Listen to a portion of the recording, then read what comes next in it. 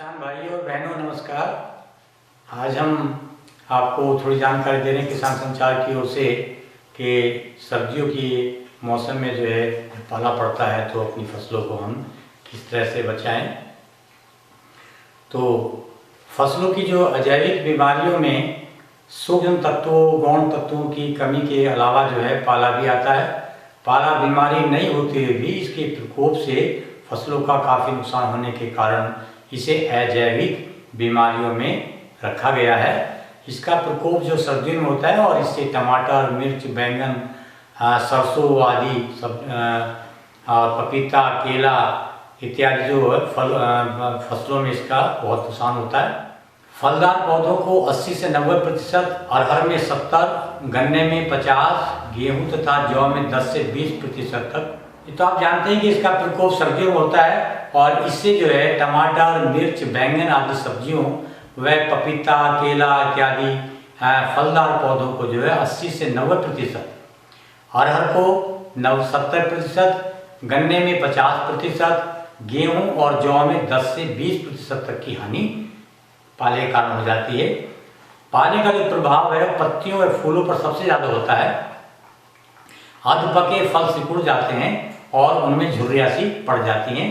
फलियों में बालियों में दाने नहीं बनते और उनका भार भी कम हो जाता है, जिससे उनकी गुणवत्ता जो है प्रभावित होती है। तापमान में 0 डिग्री सेल्सियस पहुंचने पर पाले पड़ने की आशंका जो है बढ़ जाती है।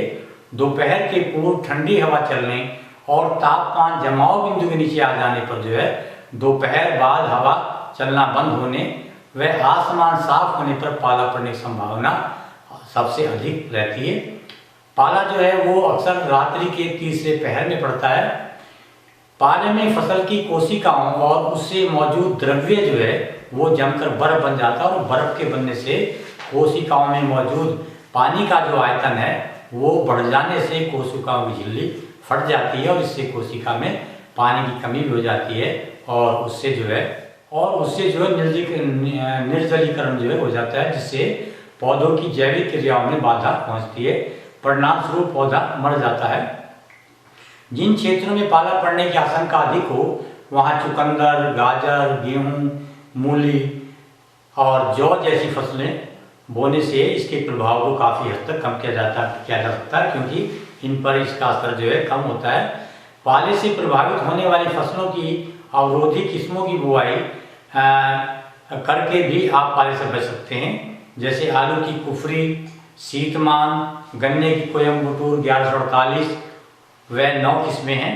पाला जो अधिकतर फूल आने की अवस्था में पड़ता है, इसलिए प्रभावित क्षेत्रों में फसल की बुआई समय पूर्व कर देनी चाहिए, जिससे फसल को पाले से बचाया जा सके। अब पाले से बचाव कैसे करें, इसके भी कुछ तरीके हैं। पाले से पौधे के बचाव के रासायनिक और परंपरागत दोनों तरह के तरीके हैं। परंपरागत तरीके जो हैं उनमें सबसे पहला है पौधों को ढकना। तो पौधों को पाले से बचाने के लिए पॉलीथीन की शीट, छप्पर या घास फूस से ढकना चाहिए ताकि पाले का कम से कम असर हो। उत्तरी पश्चिमी हवा को रोकने के लिए आप टाटियाँ भी बांध सकते हैं और इससे भी पाले का बचाव हो जाता है। यह तरीका नर्सरी और छोटे फलदार पौधों के लिए बहुत कामयाब है। दूसरा तरीका है खेतों में धुआं करना। तो पाला पड़ने की आशंका होने पर जो है खेत के आसपास रात्रि के तीसरे पहर में खेत की उत्तर पश्चिम दिशा या ये कहिए जिधर से हवा आ रही हो उस मेन की ओर जो है इसमें आप रात को उस समय धुआं कर दें तो जो धुआं है उस पर जो है पाला ऊपर चला जाता है और फसल आपकी सुरक्षित रहती है। इससे खेत के तापमान में जो 4 डिग्री सेंटीग्रेड तक की वृद्धि भी हो जाती है।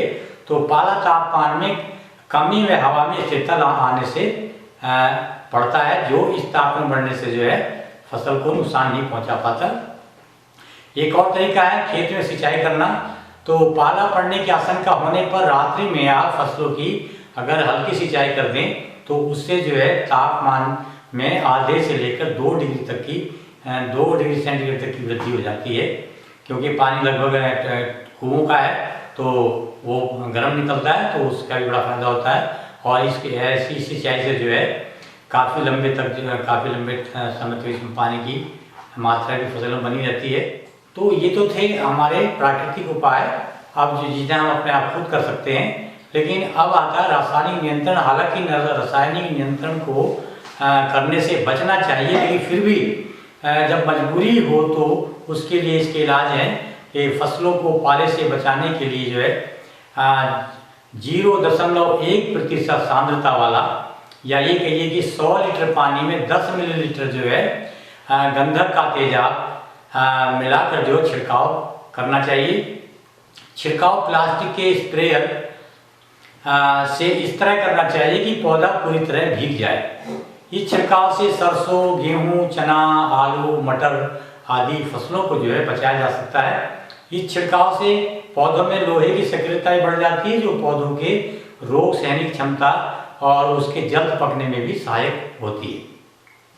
इससे पौधों में पानी या रोग भी कम होता है। इस छिड़काव में लगभग जो है 5 रुपये प्रति एकड़ का खर्च आता है, इसी भी सस्ता है।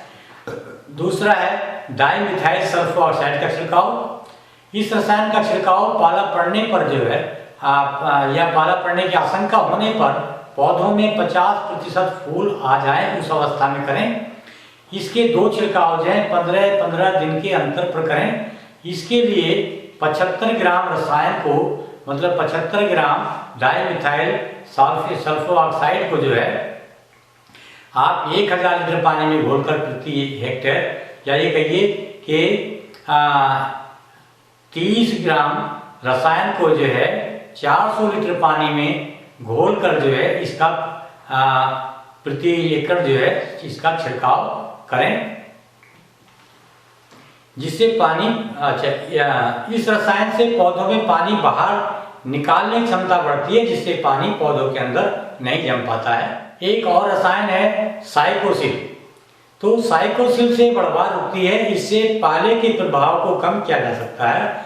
इसका जो है 0.03% घोल का छिड़काव जो है फूल आने पर करना चाहिए। एक और छिड़काव है ग्लूकोज का। तो 1 किलो ग्लूकोज को आप 400 ग्राम ग्लूकोज को 400 लीटर पानी में मिलाकर जो है फूल आने की अवस्था में छिड़काव करने से प्रति एकड़ पाले से फसल का बचाव हो जाता है। जरूरत पड़ने पर जो है 10-15 दिन के अंतराल पर इसे दोबारा भी दोहरा सकते हैं। ग्लूकोज से कोशिकाओं में घुलनशील पदार्थ की मात्रा बढ़ जाती है। इससे पाला पड़ने पर जो है पानी बाहर नहीं निकलता है और कोशिकाओं का जो आकार वो ठीक बना रहता है।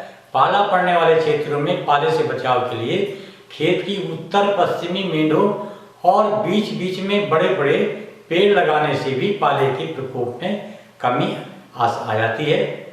ये पेड़ जो गर्मियों में खेत को तेज लू से भी बचाते हैं। इसके लिए शीशम, बबूल, खेजड़ी और जामुन आदि के पेड़ बहुत अच्छे रहते हैं। पाले से बचाव का उपयुक्त तरीका सस्य क्रियाओं में बदलाव करना भी है। इसके बाद परंपरागत तरीके काम में लेने चाहिए। हाँ, रसायनों का प्रयोग जो है तभी करें जब आपके सारे उपाय जो हैं फेल हो जाते हैं। तो कोशिश करें कि रसायनों का प्रयोग ना करके दूसरे उपाय से जो है पाले से फसलों का बचाव करें। तो किसान भाइयों, ये थी पाले से अपनी खेती को हम सर्दियों में कैसे बचाएं, इसकी जानकारी। हमें उम्मीद है कि इसका आपको लाभ पहुंचेगा। इसी के साथ आप सबका धन्यवाद।